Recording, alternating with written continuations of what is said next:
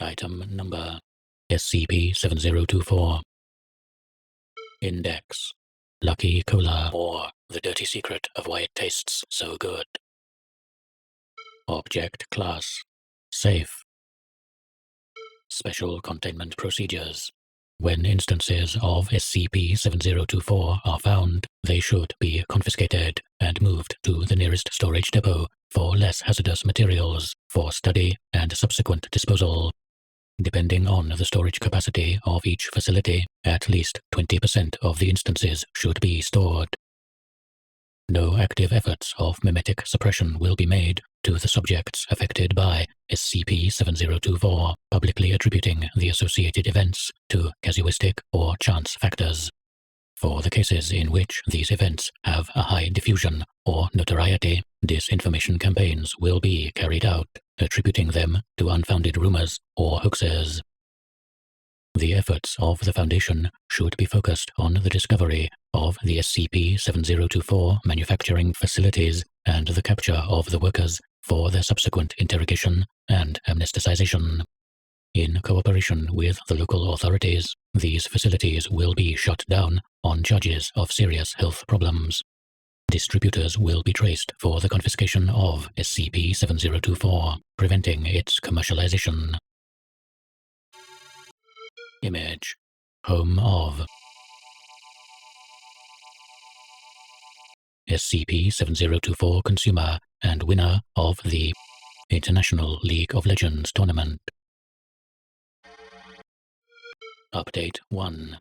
Upon discovery of a new SCP-7024 production site, a tactical team will be deployed to sabotage the machinery present and disable the site. These events should be covered up with fires, which will be reported as accidental. See Addendum 3. Update 2. If viable instances of SCP-7024-1 are found, their transport and delivery to the Druidic Secret Society will be coordinated through the Irish Ministry of Foreign Affairs. See Addendum 4.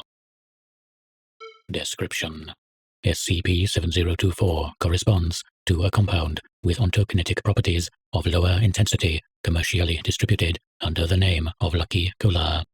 SCP-7024 has in its composition ingredients usually found in energy drinks such as caffeine, sucrose, amino acids such as taurine, and B vitamins, together with wormwood extract Artemisia absinthium. Other organic substances of biological origin have also been found, whose origin and composition have not yet been determined. See Addendum 2. Image: An instance of SCP-7024. SCP-7024 has been described as refreshing and energizing, with a slightly bitter aftertaste, similar to tonic water, without observing adverse effects other than those associated after consuming large quantities with the use of massive doses of caffeine and wormwood. The anomalous effect associated with the use of SCP-7024 is related to the result of events with probabilistic outcomes in which the consumer participates, especially in relation to games or other activities whose rewards are not tangible, obtaining favorable results in a proportion much higher than what could be expected according to chance or to the consumer's abilities or skills. Additionally, an increase in the frequency of events with negative or harmful outcomes has been observed among people in the family, social, or work environment of SCP-7024 consumers, being the frequency and severity of these events directly proportional to the amounts consumed of SCP-7024, being originally many of these events associated to chance or to intentional actions on the part of SCP-7024 users. The existence of SCP-7024 was discovered through the Foundation's automatic monitoring system of social networks, communications, and news, Cassandra, which, upon detecting a series of unusual domestic accidents, established that all the homes were inhabited by a subject who had recently obtained a victory in a sports or recreational competition. seeking to rule out the presence of anomalous activities, ontokinetic, or the use of thaumaturgic rituals. These subjects were interviewed, establishing that the common factor was the use of SCP-7024 in a period close to the events described. Addendum 1. Example of a subject affected by the use of SCP-7024. The following is a transcript of an interview with an SCP-7024 user describing events that affected the subject and his family group. Interviewee: Tony Frati, 55 years old, an accountant from the city of. Interviewer: Geronimo Bozo, police officer from. Preamble: Mr. Frati went to the City Police Station on 20/09/21 to make a complaint against the casino for possible criminal actions against his family. The complaint was received by Agent Geronimo Bozo of the State Police, and the recording obtained was delivered to the Foundation through a collaborating agent. Beginning of recording 20/09/2021, 12:05 hours. Agent Bozo: Good afternoon. Tell me, how can I help you? Tony Frati: I didn't think they were capable, but those damn bastards did it. They just can't accept someone getting lucky and beating them fair and square. No, sir, because they're cheaters, and they think everyone cheats. Excuse me? The casino people. They cleanly fleece whoever they can, but if someone beats them, they go ballistic. What I wonder is how they were able to get to her and hurt her. Starts sobbing. Calm down. Please explain to me what happened. Takes a deep breath. Excuse me. I think I started in the middle. What happened is that a while ago, I won some money from the casino, and apparently, because they think I cheated, and they couldn't prove it, they retaliated against my wife. I've always liked to gamble, although I never do it in large amounts. Smiles. The night of September 7th, I went to the casino to spend a few dollars, and yes, sir, that was my night. I started with roulette and turned 200 into 1,000. Then I went to the blackjack table and won, hand after hand. I folded when I hit 30K. Between you and me, did you cheat? Of course not. I'm a Presbyterian. Cheating is a sin. I don't drink alcohol either. I only drink energy drinks. That night, I drank several cans of the only non-alcoholic thing they had, a soda called Lucky Cola. It's a greenish shit, kind of bitter, but very refreshing. I liked it so much that I took several cans home with me. That night, I played until about 3 or 4 a.m. I was winning, but I was afraid of losing everything, so I went to change the chips.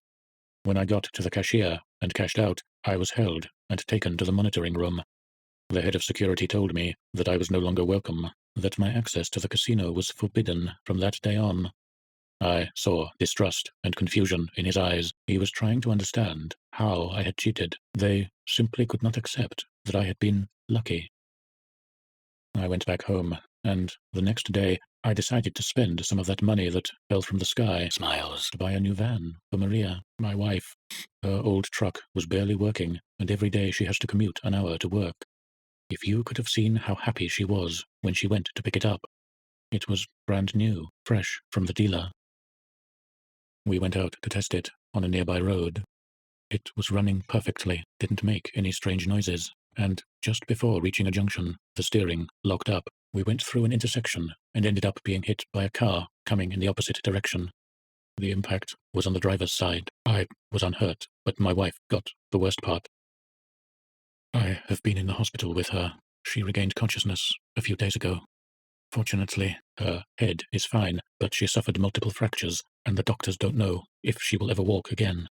I have given it a lot of thought, and I can't help but think that the casino people did something to the van so that we would have an accident. But how did they know we would buy that vehicle from that place? And how could they sabotage it? Either that, or the money was cursed. It's like all my good fortune is gone in one fell swoop. End of record. 2009-2021, 12:30 hours. Closing statement. Foundation technical personnel were able to access the wreckage of the wrecked vehicle, finding no signs of malicious tampering on any of the van's components. Subsequent analysis determined that the accident was attributable to a very rare spontaneous failure of the hydraulic system, not detected in the quality control tests. Addendum 2. Access to an SCP-7024 production plant. Image. Access to SCP-7024 factory. Image. A section of SCP-7024 production plant. Through interviews with distributors, it was determined that the compound was produced in the US by a company called Irish Charm Limited. Although it was possible through a front company to acquire a batch of 100 cans of 350 milliliters of SCP-7024, the first attempt to find the production plant was unsuccessful, not locating the indicated address or only finding disused industrial rooms. The use of paratechnology was required so that an exploration team could access this plant and make a record of its production activities. Participating team. Members of MTF Lambda 6 Snoopers. Participating personnel. Captain Mario Gutierrez, Lambda 1. Agent Ali Salmat, Lambda 2. Agent Barry Boyle, Lambda 3. 15/01/2022, 18:09 hours. Lambda 1. Guys, this is the last building we need to inspect today. Activate your Delphos. I don't want to encounter any unpleasant surprises. Lambda 3. Okay, Captain. Although I doubt we can even enter the place. It's about to collapse. It looks like it's been abandoned since the Prohibition era. Can't hear any noise from inside, or see any steam coming out of the chimneys. Lambda 2. Shall I go to inspect if there are any service entrances? No. Reconfigures his Delphos equipment to a different wavelength. How interesting. We have the entrance right in front of us, covered with camouflage glyphs. Do you think we have any thaumaturgists on site? I doubt it. You can learn how to draw those things on the internet. Most likely they're just some junkies who want to cook meth without anyone sticking their nose in. Anyway, so far the only abnormal thing we found in the inspections are the abnormally large and hungry rats living in those abandoned factories. Let's check this dump fast to get back to base. Communicating by radio. Video transmission activated. We're going in. This place looks a lot bigger than I expected. It also looks pretty clean, like they've been using it until recently. Look what we have here. Points his camera at some stainless steel tanks. Either someone is reviving Grandpa's illegal whiskey business, or we've finally found the factory. I can report that there are sounds of machinery running and steam coming out of at least one of the tanks, but so far we don't see any of the operators. Control. Shall we send a support team? No, we have our weapons ready if hostiles are present. Also, in the worst situation, we will proceed to evacuate the compound. Copy that. Do you feel that smell? It's like a decoction of medicinal herbs with a rat smell. Monkey smell? Shit smell? I don't know. It's like a beast smell. I don't think it's relevant. Let's keep checking. They find crates with sacks of sugar and dried grass, plus other components they can't identify. They take samples for further analysis. While checking another storage cellar, a loud noise is heard, and steam and an amorphous mass of debris come out of one of the tanks, being carried by a nearby conveyor belt to a trash container. This is getting more and more interesting. They continue with the search of the place, accessing a warehouse with apparently several hundred units of SCP-7024. This appears to be the finished product storage warehouse. There's something that has me concerned. We've been, 10 minutes, checking the place, and so far we haven't seen any workers. It's impossible that the plant is fully automated. Approaching. Hey, I followed one of the scrap carts, and it emptied into the top of a warehouse. The door is padlocked. It seems to me that's too much security for a simple dump. The three operatives approach the warehouse, and Lambda 2 manages, using a lockpick, to open the door. They find several piles of boiled grass, and, peeking out of one of those piles, they see the partially heat-destroyed remains of a small quadrupedal animal with a large skull. Oh shit, it looks like they boiled a rat. That's disgusting. They continue exploring the place, finding some offices with binders of accounting records and more warehouses with raw materials and packaging materials. They pass through the packaging section, where the SCP-7024 canning process occurs seemingly automatically. Hearing cries of distress coming from a warehouse at the far end of the plant, they head over, picking the lock to gain entry.